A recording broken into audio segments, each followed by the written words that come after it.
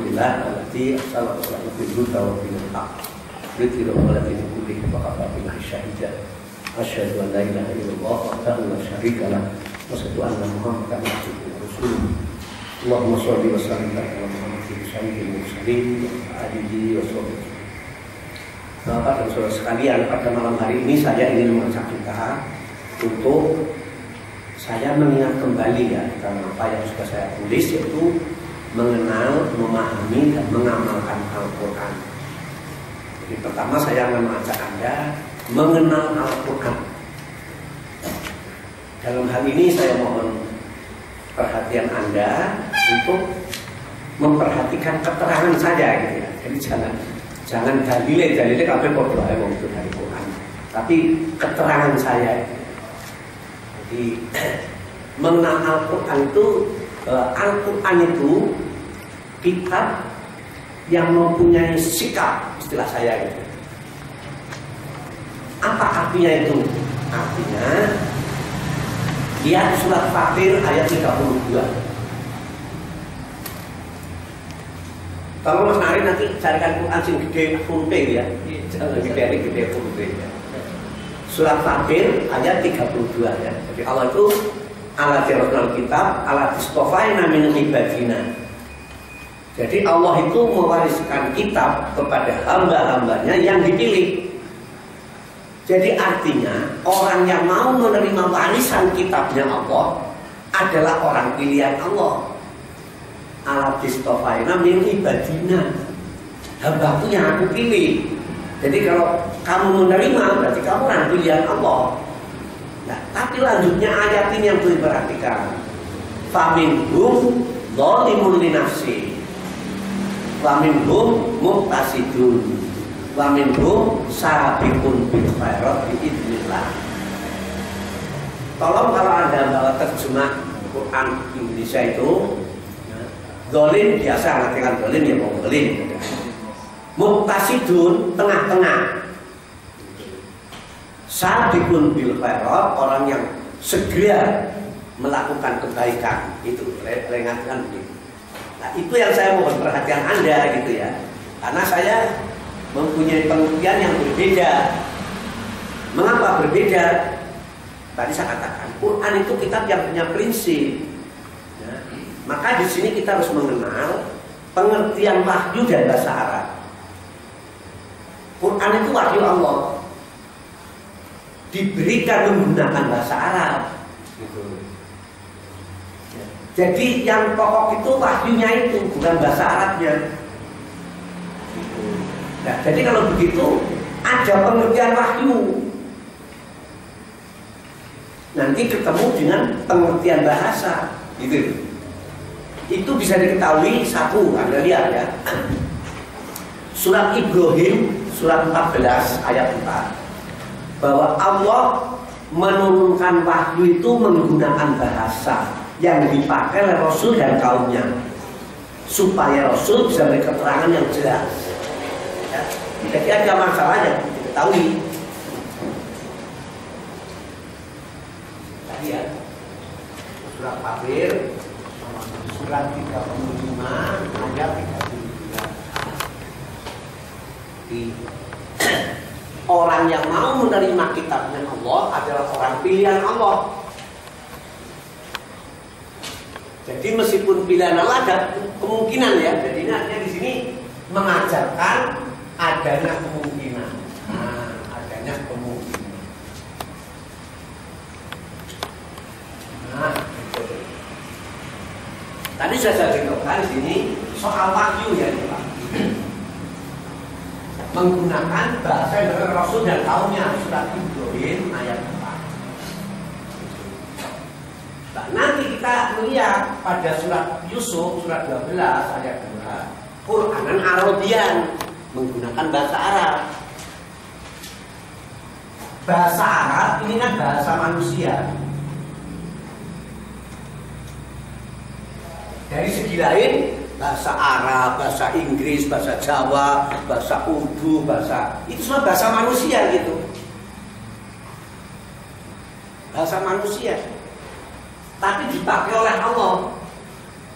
Itulah sebabnya Allah mengingatkan kita pada surat Rum, surat 30 ayat 32. Bahasa manusia dijadikan ayat lil alimin. Jadi jadikan ayat lil alimin bagi orang yang memiliki ilmu. Nah, gitu. Jadi ayat bagi ya, ilmuwan. Nah, ini masalahnya perubahan.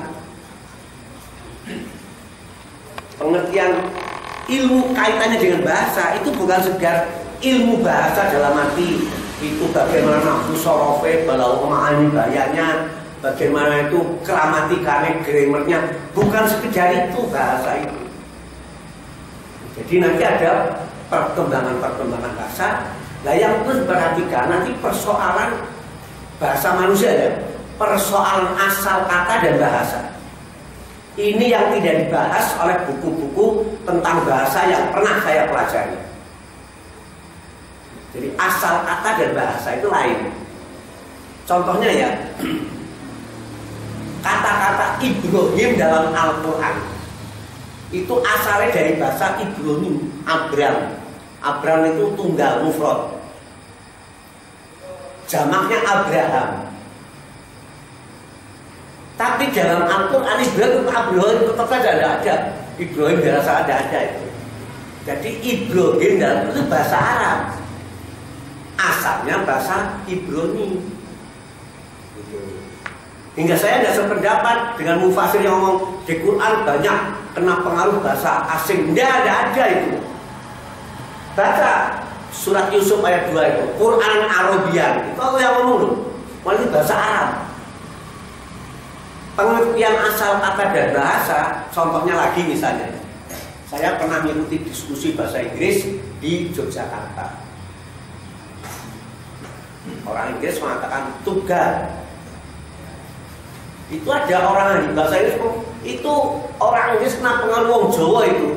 Zaman Raffles kesini, wong Jawa di gedu, itu tugas gedu. Wah, debat ramai banget.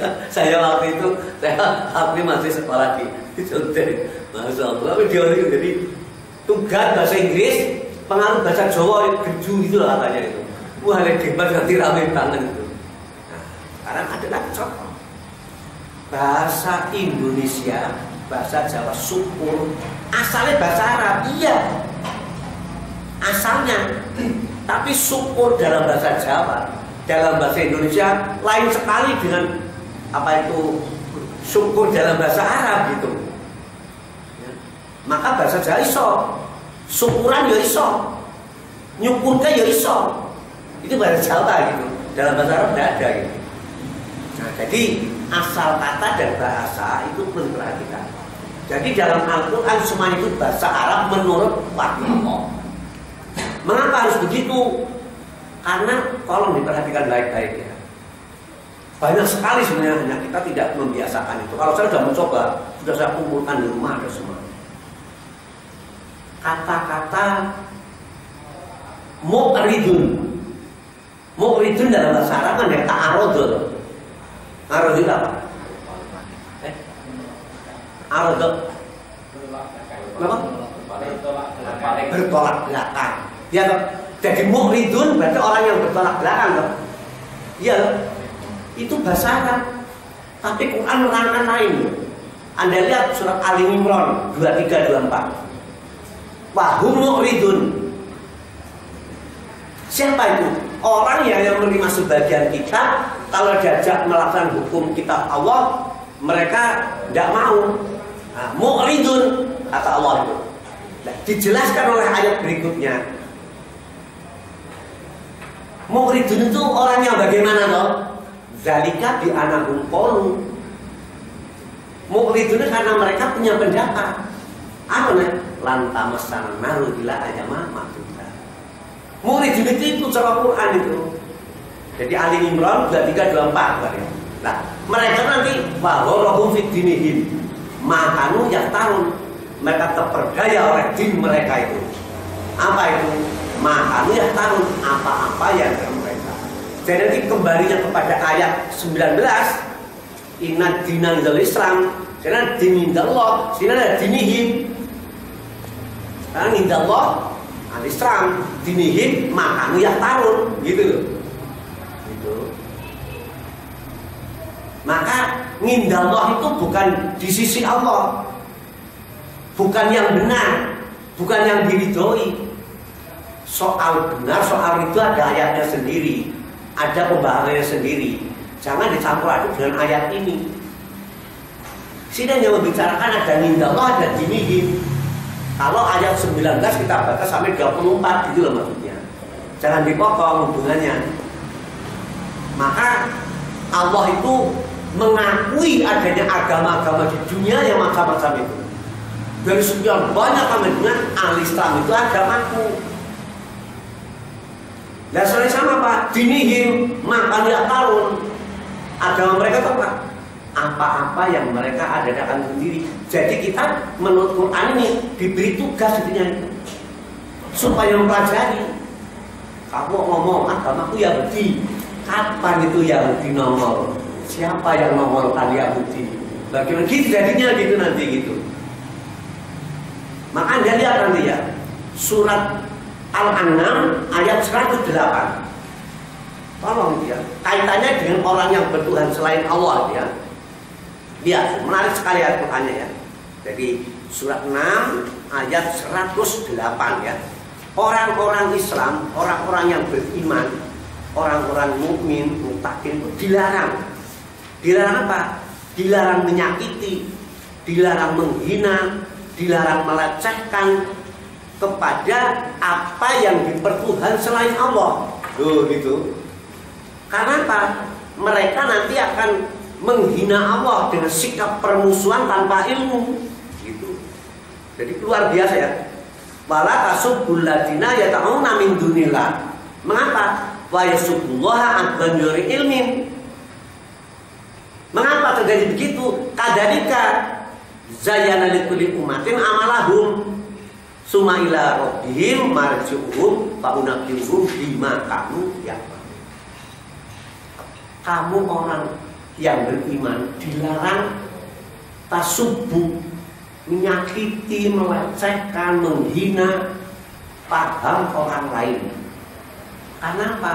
Mereka akan menyakiti, menghina Allah dengan sikap permusuhan tanpa ilmu. Demikian itu karena apa? Tiap-tiap menganggap yang benernya nanti aku sing elek kowe. Ini peringatan Allah gitu. Memang dunia begitu, makanya kita kan rame. Jangan apa itu claim of the truth kan gitu. Oh suruh kok benar gini. Oh dia kan begitu. Masa dilarang begitu. Untuk lalu bagaimana kita sekarang ini? Lihat surat Ankabut ayat yang ke-46. Orang Islam ini supaya wajadilhum billati hiya ahsan. Kita dialog saja itu. Kamu kok mengatakan Tuhan punya anak? Tolong jelaskan pada saya gitu. Nah, Quran ulang pada kita. Lihat surat Taubah ayat 30. Orang-orang mengatakan Tuhanku punya anak namanya Uzair, kata orang Yahudi. Waqalatil Yahudu Uzair ibnullah. Waqalatil Nasara Masih ibnullah. Kata Allah, zalika qauluhum bi'aqlihim. Itu hanya pendapatmu saja yang kamu ajarkan. Kamu punya pendapat itu karena yudohikuna. Kalau kamu itu kena pengaruh kafir kuno. Luar biasa ini. Nah, itu kita lacaknya itu. Kafir kuno mana yang mempengaruhi yang dinasoro sehingga dia punya pendapat Tuhan yang punya anak. Begitu caranya. Jadi Quran itu banyak sekali hal-hal yang kita sekarang harus introspeksi. Harus introspeksi kita ini. Jadi perlu kita kembali kepada kata-kata ini. Jadi orang yang mau menerima kitabnya Allah, termasuk orang yang menerima Al-Quran, adalah orang pilihan Allah. Menurut Allah itu, tidak main-main itu. Sing milih Allah loh ini. Tapi kata Allah juga, faminhum zalimun li nafsi, faminhum muqtasidun, faminhum sabiqun bil khairati. Jadi ada kemungkinan gitu. Ini masalahnya. Mengakui adanya kemungkinan itu banyak sekali yang akan kita peroleh nanti. Kalau orang mengaku adanya kemungkinan orang itu akan lapang dada. Kita ngakoni kemungkinan orang itu bisa keliru. Sama saat dia kan, Mas, ini kok ngono iki piye? Apa dilapane kan gitu. Orang lapang dada gitu. Kedua, orang yang memiliki kemungkinan orang tidak akan berputus asa. Jadi mengakui kemungkinan itu nilainya banyak sekali ya. Satu, lapang dada. Kedua, tidak berputus asa. Ketiga, orang yang mengakui kemungkinan dia akan semangat untuk mencari kebenaran. Itu gunanya memahami ada kemungkinan. Nah kalau kita tidak mengakui kemungkinan mestinya ya aku susah sekuat tenaga kok disalahin. Meningkatnya sampai omongan yang banyak teman. Ini tuh ulama, lesinau 60 tahun gitu. Kekuatan nyalahke. Itu pikiran keliru saudara itu. Abang 100 tahun sinau pernah naik. Wong keliru itu tidak ada patokannya. Maka saya beri contoh yang paling hebat. Profesor, doktor, rektor perguruan tinggi sak dunia yang ngawur kabeh. Luar biasa ya contoh itu. Apa buktinya itu? Tak ono kabeh profesor doktor. September, Oktober, November, bulan kilo tuh. Jabe mesti salah kabeh. Ya. September bulan 9, Oktober bulan 10, November bulan 11, Desember bulan ngawur itu orang di bahasa Latin itu. September itu Oktober dulu, November 9, Desember 10, Desember 10 ngawur kabeh di profesor Tandunya gitu. Yo karo apa kowe. Itu baru ya kali kita buka bahasa Latin yo, kamusnya bukaan yang percaya. Gitu jadinya. Jadi orang bisa salah, siapapun bisa salah. Maka kita supaya memperhatikan orang, maka betul Rasulullah pesannya itu al ulama warasatul anbiya warasal ilma. Ilmunya ulama sudah dipahami jawabnya gitu loh. Kalau kembali kepada orangnya atau bab 31 kamu menjadi ruhban yang agar mereka arba'atan min dunillah, kan begitu ayatnya gitu. Hati-hati loh saudara ya. Hati-hati, banyak sekali ajaran Quran yang masih belum diajarkan pada kita itu. Atau keliru remulan gitu. Kalau kita buka begitu akan terkejut semua gitu ya. Nah, jadi bisa saja itu. Wong semangatnya tinggi, oke. Harus semangat, jangan tidak semangat. Maka tadi kan jangan putus asa, nanti kemungkinan begitu. Tapi ada kemungkinan diakoni. Bisa mereka zalim pada dirinya. Mengapa zalim? Baca ayat Quran yang dicatat banyak sekali. Sing zalimun ngapain mukanya dia? Gitu. Mengapa zalim? Oh banyak sekali di mukanya dia. Mereka itu zalim. Sebenarnya menolak petunjuk Allah. Ada gitu ya. Mereka zalim, tapi menolak PDW. Bisa gitu. Nah, jadi ada kemungkinan zalim itu bisa saja terjadi. Mengapa sampai zalim? Karena kamu berani menghina kepada saudaramu. Maka dilarang orang Islam menghina orang Islam itu. Jadi ada kata-kata yang bisa kita pahami. Itu ayatnya banyak sekali ya. Tolong nanti kalau Anda baca Quran, ketemu zalimun, mukanya lihat, ngapain gitu ya. Ngapain zalim itu. Kedua muktasi, ini yang paling banyak. Semua terjemah tengah-tengah itu. Nggih, ada yang enggak Quran. Ada bapak terjemah. Kalau ada terjemahnya dibaca ya. Fatir 32, Muqtasidun itu kan tengah-tengah. Nah kalau Quran Anda menerangkan lagi bukan begitu. Anda bisa melihat ya, Muqtasid itu bukan begitu ya. Bukan tengah-tengah ya. Quran Muqtasid itu wong pada waktu menghadapi bahaya, wah, mil mendekatkan daripada Allah luar biasa itu. Tapi setelah diselamatkan lupa daratan itu. Muqtasid itu menurut Quran ya. Lihat surat apa itu namanya? Surat Luqman, surat 31.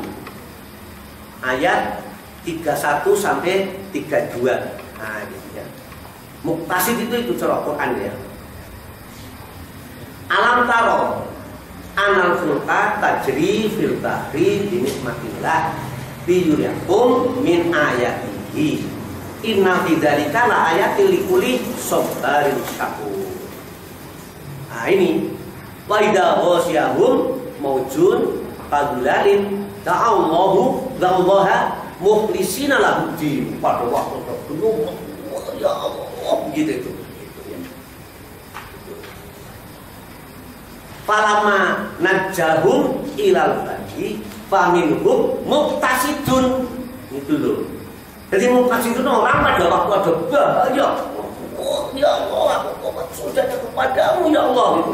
Ada yang selamat sampai di muqtasid itu cara Quran itu. Bukan tengah-tengah itu. Tengah-tengah lain itu kondi.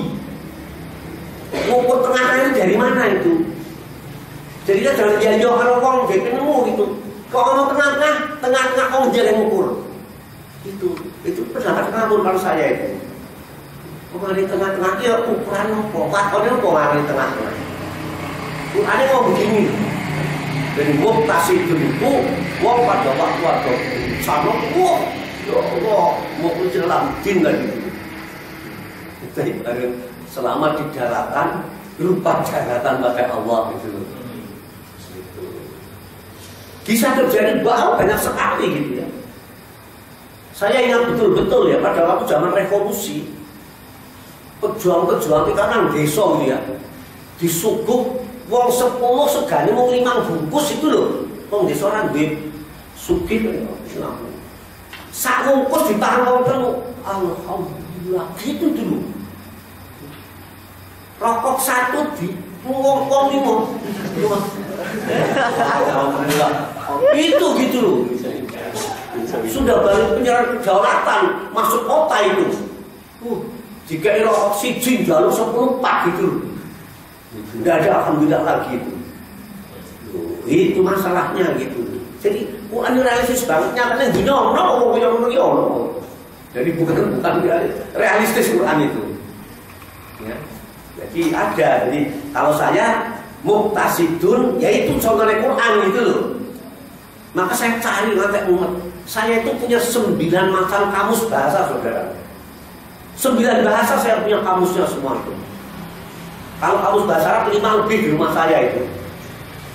Dari yang berjilid sampai yang kecil saya punya itu. Tak boleh orang ketemu itu loh. Muqtasid dalam tengah-tengah kongji itu loh. Maka saya muskil itu.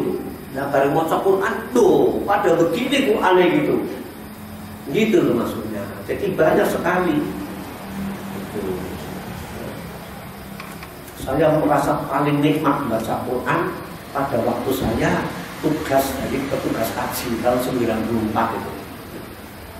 Saya kan dikirim dulu ke Mekah itu. Tunggu di sana. Saya bisa membaca Quran khatam selama jadi petugas itu ya. Saat itu. Oh, catatan saya masih ada sampai sekarang itu. Jadi saya kalau baca Quran tidak bisa yang baca Quran itu juz rampung tidak bisa saya. Yang baca ada persoalan saya mesti mandek. Begini ayatnya. Itu saya itu begini. Maka saya tidak bisa hafal Quran. Karena tidak bisa baca begitu saya. Jadi kalau baca, kok ini ayatnya? Terus cari masalahnya. Mandek lima. Ini digolek ini. Maka saya jadi orang Al-Quran. Tapi orang-orang anggap saya itu Al-Quran kan gitu loh. Wah itu surat 3 ayat ini mesti gitu ngomong gitu. Orang itu bebel barang beda barang saya begitu itu loh. Itu iso gitu. Tapi saya tidak hafal Quran. Nah tadi saya bilang tadi itu. Ini ayat ini coba ayat ya sudah. Sekarang yang ketiga, sabiqun bil khairat biidznillah. Itu lain nafsir kan orang yang bersegera. Ya kan? Kalau saya lain menafsirkannya itu. Tolong surat Yasin. Surat Yasin ya. Di surat 36 loh. Ayat yang ke 37 dari surat Yasin ayat 37 sampai 40. Nah gitu. Ya. Di surat Yasin ayat 37.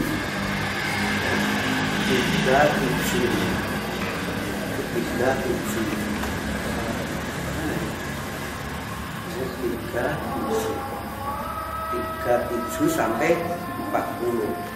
Ini cepat mana?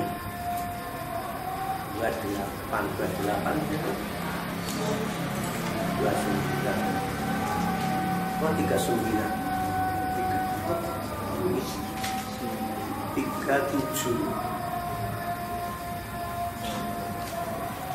Apa ini gak clear nih ya? Lihat itu. Suratnya, coba lihat suratnya 37 ini Pak. Ini 27 kok misal plus 40 itu loh. Pamin ayat. Lalu malam itu dijadikan ayat oleh Allah. Terus nanti barunya ayat. Kenapa?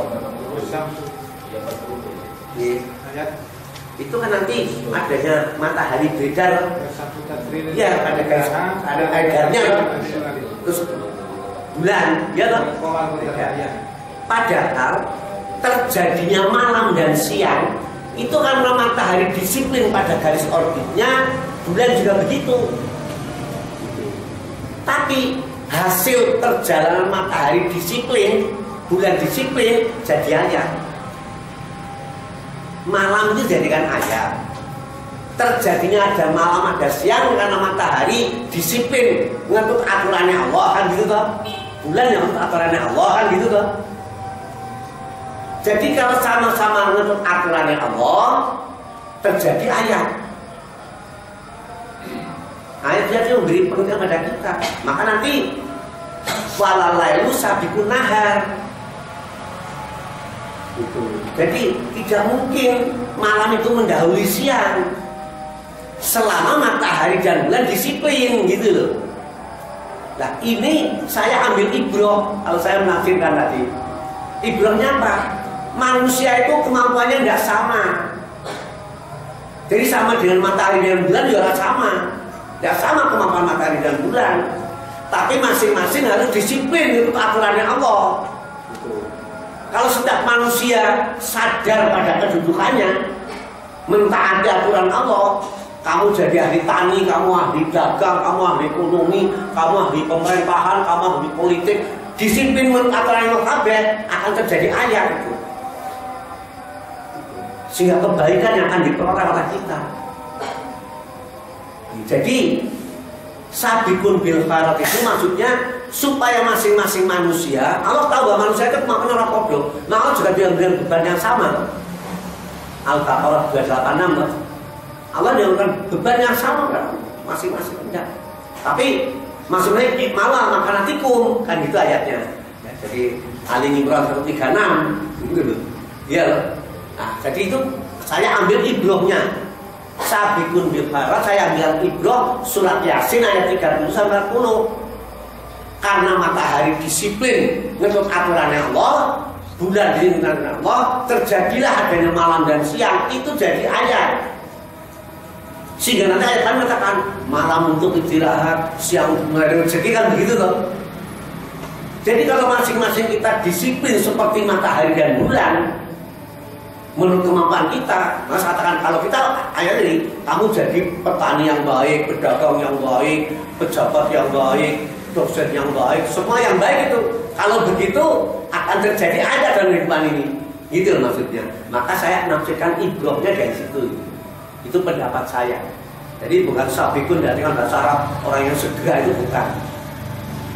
Karena apa? Manusia itu tadi semua manusia Allah dengan beban yang tidak memberikan beban yang sama manusia. Al-Baqarah 286. Tapi manusia supaya Allah ma'atikum, kita harus tahu kedudukan kita sebagai seorang ayah, sebagai seorang anak, sebagai seorang menantu, sebagai pejabat, sebagai karyawan, harus tahu. Nah, masing-masing disiplin terjadi kebaikan semuanya. Itu, maka saya nampilin kemarin itu. Itulah pendapat saya. Jadi prinsipnya dari Quran mengajarkan adanya kemungkinan. Nah, kemungkinan itu dorong kita jadi lapang dada. Kemudian kita itu tidak mudah putus asa. Kemudian kita jadi semangat terus, tidak akan berhenti. Itu, nah, itulah Quran itu ngajarin gitu. Nah sekarang kita memasuki kepada Quran kita itu.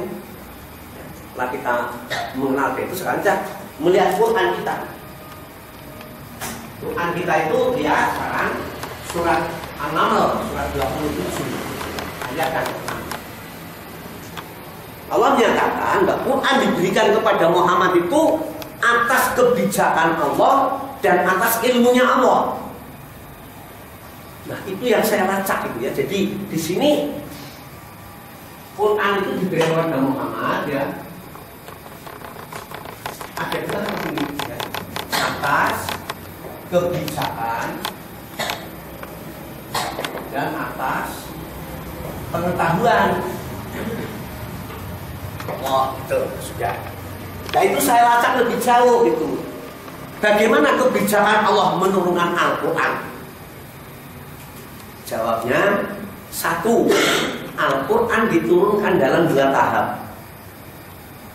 Sekaligus dari Lauh Mahfuz ke Baitul Izzah. Surat 97 ayat 1, surat 44 ayat yang 1-3. Fi Lailatul Qadar, fi Lailatul Mubarakah. Begitu. Jadi pada malam yang penuh berkah, pada malam Qadar, itu nanti hadisnya mengatakan itu yang fi lailatin, pada satu malam, yaitu maksudnya. Yang kedua, berangsur-angsur. Ya, berangsur-angsur itu artinya sedikit demi sedikit. Dari surat 76 ayat 23. Ya. Inna nahnu nazzalna Qur'ana tanzila, berangsur-angsur. Jadi ada berangsur-angsur itu dari Lauh Mahfuz ke Baitul Izzah. Itu hadis Nabi nanti ya. Anda baca bukunya Malam Khoton ya. Jadi ilmu Al-Quran ya. Itu hadisnya lengkap dalam cerita itu.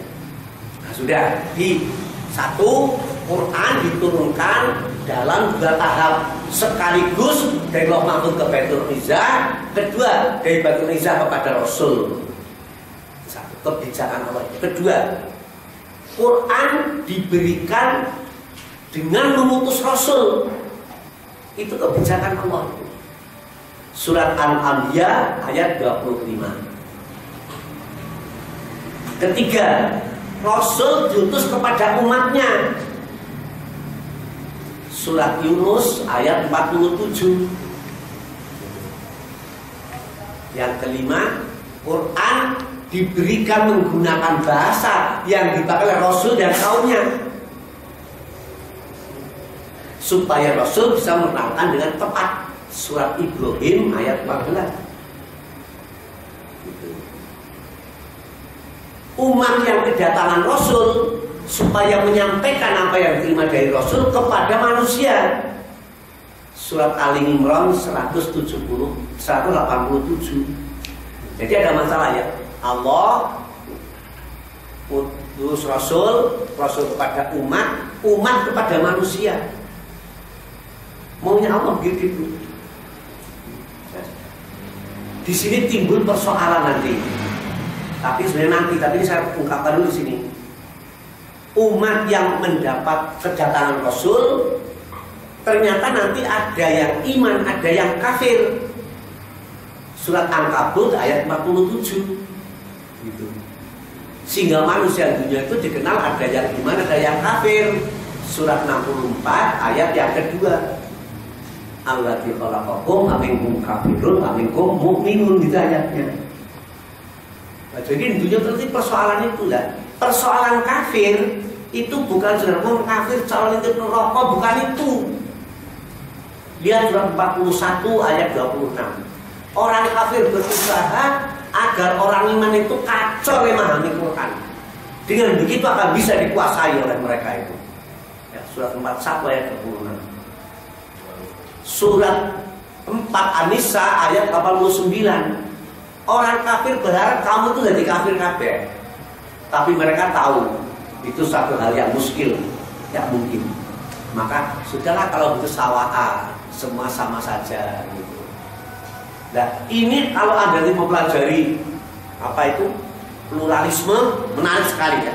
Ini saya kemarin diberi orang, saya ngisi pengajian di Masjid Fatimah. Ada orang terus Ustaz, saya mau beri buku Ustaz. 2 buku bukan 1. Ini buku menarik sekali. Ini sedang saya baca belum selesai. Tinggal sekian. Ini belum selesai. Ini menarik sekali. Ini budaya Dr. Hamid Zarkasi. Menarik sekali ini. Tapi terus terang Anda harus banyak baca buku yang lain dulu gitu. Karena di sini bukan rangkuman ini ya, rangkuman gitu. Seperti misalnya pluralisme. Pluralisme itu arahnya supaya orang menjadikan anggap itu jadi global. Kalau global kafe podo ae gitu. Kalau sudah podo ae, di sini didorong orang semuanya lebih relatif. Kalau sudah podo ae relatif, yang dituju itu nanti masalahnya masalah moral manusia. Biar moral manusia jadi rusak. Yang dikenal namanya new morality, moral baru. Istilahnya keren banget tuh ya. Tapi jadi rusak moral itu. Moral baru itu apa toh? Baik dan benar itu ukurannya begini. Pak Dirman itu mulai lahir cenger. Nanti seminggu yang lalu, apek terus itu. Seminggu yang lalu sampai hari ini petakilan gitu loh. Apik esok jodone tadi lahir cenger nanti seminggu yang lalu dioplos kalau LS seminggu gitu loh. Hasilnya kaya apa gitu. Maka timbul persoalan. Bunga mekar sore yang putih dengan yang merah dikawinkan. Kok ono kembang, oke putih ono sel cabang, oke abang ono sel putih, malah jadi indah gitu loh. Jadi umumnya orang petakilan orang indah gitu. Itulah yang namanya morality gitu. Jadi zaman dulu itu udah benar, jangan itu saja itu kasar bisa meningkat deh. Nangkap pengertian begini yang diperlukan. Dan orang didorong ke sana nanti gitu. Orang rokok. Nah, mau itu targetnya itu aneh gitu. Ya, masyarakat pisan orang rokok asal sepindo. Gitu. Tadi kan gitu, ya loh. Mau itu apa? Lantah masalah bilang, kena sarang rokok, dini tanah rokok gitu. Masa kisah rokok aja lebih Indo mas itu, tambah pengalaman, malah gitu tuh. Loh ini, jadi kalau betul-betul Quran tanggap luar biasa Quran kita itu, luar biasa. Oh ini saya kalau baca buku itu orang berat coret kita, tak coret kita bindu, kalau ada lihat kan coretan itu. Tak coret ya, coret orang peduli saya. Ada malah yang coretan panjang sekali di sini. Saya akan tahu dia itu karena saya baca buku ini timbul itu, nah itu aku tulis itu hasil dari dia. Gue itu kan tambah sekian Pak. Bahasa saya ingat ini, jadi kayu Pak tulis apa biar gitu. Kalau sudah akan tulis soal apa halaman sekian. Ini kamus kecil saya itu. Jadi kalau saya baca ini, saya ingat semua apa yang telah saya baca. Cara saya belajar begitu sebenarnya. Ini istilah Tan Malaka jembatan keledai. Ini halaman sekian. Soal apa nih? Halaman 75 ya. Hubungan din dan ilmu. Ini ketan saya. Jadi kalau saya buka, kayaknya kan ada masalahnya. Begitu saya belajar. Tidak ada buku saya online soal ini orang ini belajar. Itu kembali bertanya jadi kalau betul muridun ya itu iya terlalu gitu. Jadi cerita pluralisme ngerti muridun darah itu. Dan di sini yang menarik satu, baik Dr. Fahmi maupun Profesor Dr. Mahmud Van Nur ya sama pendapatnya. Itu pluralisme semua programnya Amerika untuk bisa menguasai dunia. Hebat banget itu. Hebat itu. Jadi zamannya pluralisme itu sangat kenal, itu kafir, itu tidak ada artinya. Mereka bikin itu mengalihkan orang supaya jadi kuasai programnya. Miliaran dananya saudara. Gak main-main itu. Maka saya katakan kalau saya boleh ngomong ya, Anda wajib baca buku ini. Kalau ingin tahu perkembangan dunia sekarang, dunia itu kan perubahan ya. Yang akan menguasai Timur Tengah adalah Iran. Yang akan menguasai Asia Tenggara Indonesia. Yang menguasai Timur adalah Cina, bukan Jepang. Itu yang menakutkan sekali kepada Eropa dan Amerika. Maka Indonesia dikelilingi terus apa gitu. Ini menarik itu, ini masalahnya. Jadi ada persoalan ya. Jadi kembali kepada kita ini ada nilai-nilai yang perlu kita pahami gitu ya. Itu baru turunnya Quran ya. Kebijakannya begitu. Sekarang ilmunya Quran. Coba Anda lihat. Quran diturunkan sedikit demi sedikit berangsur-angsur. Surat 76 ayat yang ke-23. Oleh karena itu Allah bikin persiapan. Ya, surat Al-Isra ayat 106. Gitu ya. Kamu ada lihat ya, surat Al-Isra ya, surat 17 ayat 106. Menarik sekali ayatnya itu ya. Jadi Allah bikin persiapan untuk diturunkan ayat-ayat itu. Nah, ya. Jadi Al-Isra ayat 106 ya. Wa Qur'anan faraqnahu litaqru 'alan nasi 'ala muksin wa nazzalnahu tanzila. Jadi Allah itu memfaraqah Quran. Faraqah tapi untuk diturunkan dan dibacakan kepada manusia. Itu ya. Jadi artinya itu membuat persiapan. Saya punya uang 100.000. Akan saya berikan kepada Anda. Kok tak duit saya Mas? Ini orang pisang. Nah, duit saya laku kakek pecahan gitu loh. Jadi duit 100.000 tak pecah lagi receh. Margo lah itu apa harus sedikit demi sedikit. Ini berarti mencahkan buat persiapan. Gitu loh.